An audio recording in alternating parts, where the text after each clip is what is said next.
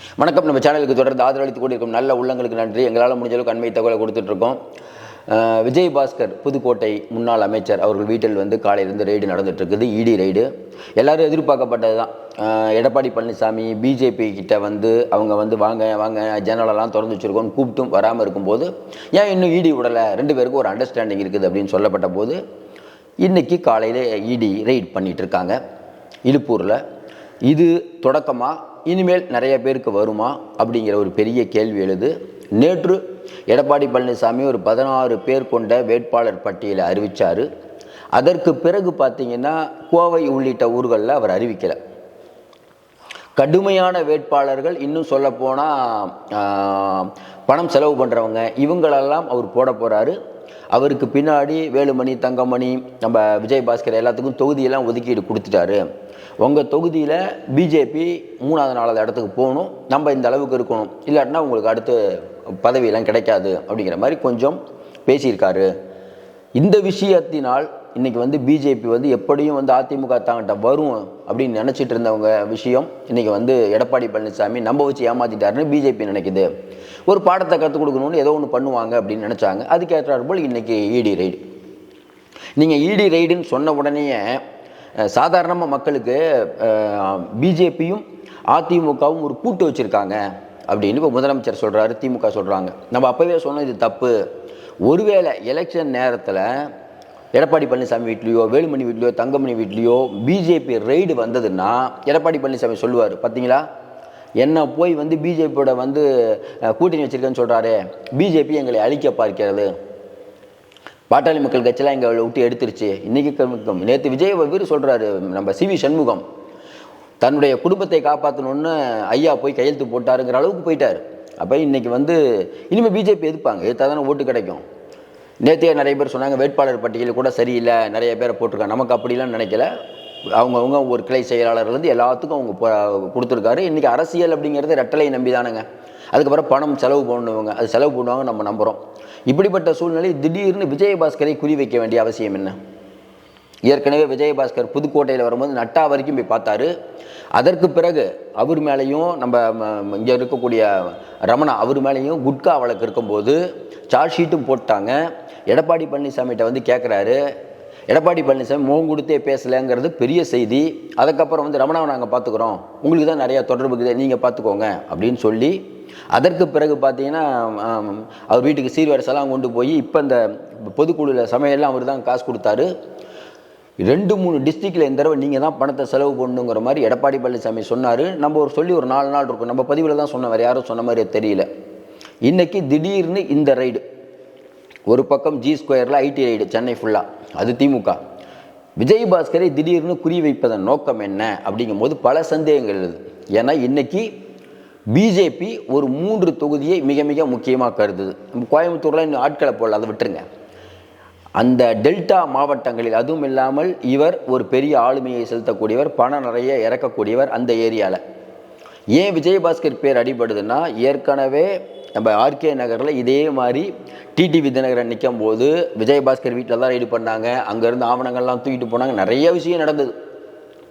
விஜயபாஸ்கர் என்றைக்குமே அதாவது வேலுமணி, தங்கமணிலாம் வெளியில் நிறையா தெரியும். விஜயபாஸ்கர் ஒரு சேஃப்டி, அது பயங்கரமான எல்லா இடத்துக்கும் பணம் போயிடுச்சுங்க. இன்றைக்கி எடப்பாடி பழனிசாமி அவர்கள் மேலே நம்ம விசுவாசமாக இருக்கோன்னு காட்டிக்கிறதுக்கு இறங்கி செலவு பண்ண விஜயபாஸ்கர் ரெடி ஆகிட்டார். எடப்பாடி பழனிசாமி இந்த அளவுக்கு சொல்ல வேண்டிய அவசியமே இல்லை. ஏன்னா அவர் எடப்பாடி பழனிசாமி பொதுச் செயலாளர் ஆகிறாருங்க. தமிழகம் முழுக்க எல்லா நிர்வாகிகளும் அமைதியாக ஒரு சால்வை மட்டும் போட்டுட்டு இருந்தாங்க.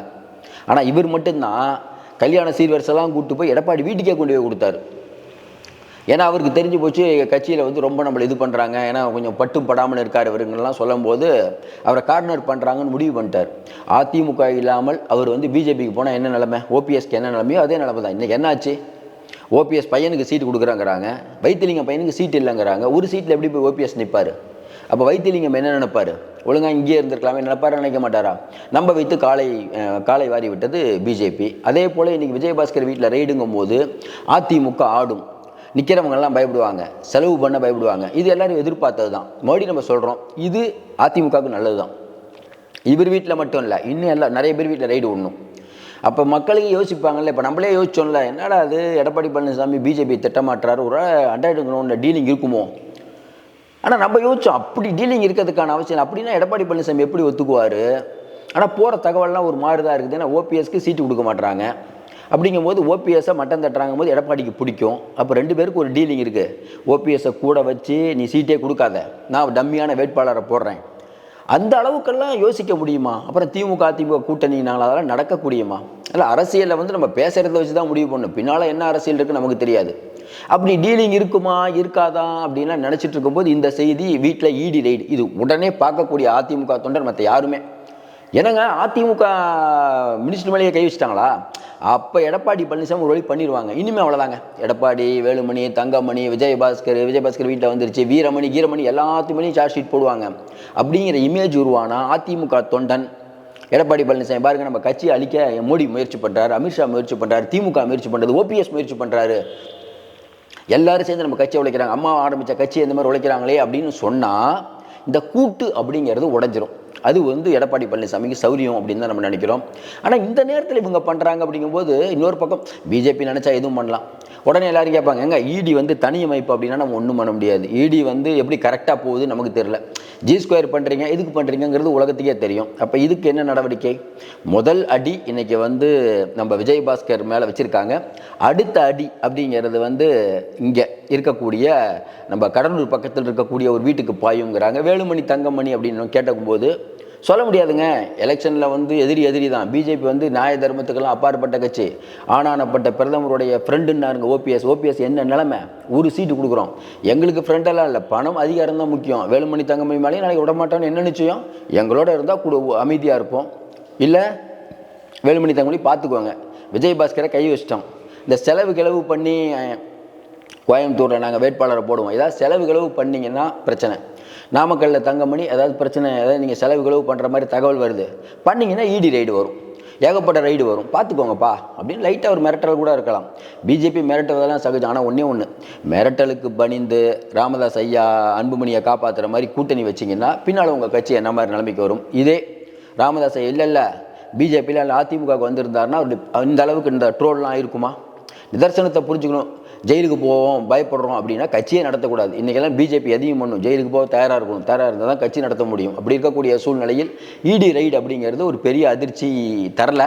ஆனால் இன்றைக்கி பார்க்கக்கூடிய மக்கள்கிட்ட பரவாயில்லப்பா, அதிமுகவை அடிக்க ஆரம்பிச்சிட்டாங்க அப்படின்ட்டு திமுக தான் யோசிக்கணும். இது ரொம்ப அடிக்க ஆரம்பித்தா மக்கள்கிட்ட பேக் ஃபயர் ஆயிரும்.